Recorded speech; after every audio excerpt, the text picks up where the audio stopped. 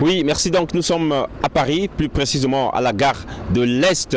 S'il est une activité qui nous pousse à intervenir directement dans ce JT, autre que celui de Télécongo, voilà, c'est tout simplement parce que nous avons constaté un semblant, voilà, voulais-je dire, d'organisation parfaite de la cérémonie de dédicace du livre entre le bon sens et l'alternance absolue, l'Afrique, en sous-titre bien sûr, l'Afrique à la croisée des chemins, le livre de Michel Innocent Peya.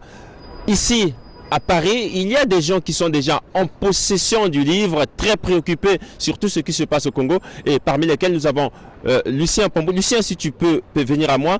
Lucien Pombou, toi tu as lu, on peut se tutoyer, n'est-ce pas? Tu es journaliste comme moi. Lucien, tu as eu la chance de lire cet ouvrage Entre le bon sens et l'alternance absolue, un livre qui va être dédicacé samedi prochain. Ce sera donc le samedi 7 juin à Porte-Maillot, autour de 14h à Porte-Maillot. Tu as lu le livre.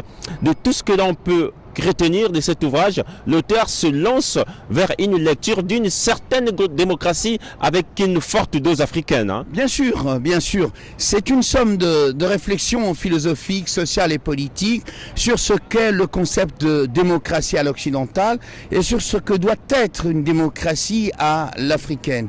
C'est un livre assez intéressant dans la mesure où il fourmille d'exemples assez précis sur des faits vécus dans des pays comme la Libye après Kadhafi, l'Irak après Saddam Hussein, la RDC Congo après Mobutu, et la Tunisie bien entendu après Ben Ali. Ce livre est intéressant dans la mesure où il pose deux problèmes.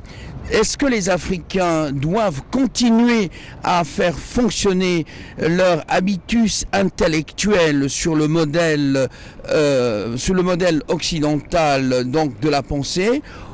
Premier élément. Deuxième élément, comment peuvent-ils en effet, en fonction de leur appartenance à l'économie mondiale et à l'effectivité de leur territoire, être capables de proposer des modèles alternatifs en termes de régime politique, hein? En tenant compte de leur réalité sociétale. Bien sûr, en tenant compte des réalités sociétales. Ce livre est parcouru par un fait très important. Faut-il ou non changer ou reviser les constitutions en Afrique? Merci à vous. Tout simplement, ce que nous retenons, sinon nous insistons à dire ici, c'est ce samedi 7 à Porte-Maillot, 14h, ce sera un grand rendez-vous de dédicace de l'ouvrage. Michel Innocent Peya sera sur le lieu pour donner réponse à toutes vos préoccupations, sinon interrogations. Merci et je vous renvoie l'antenne.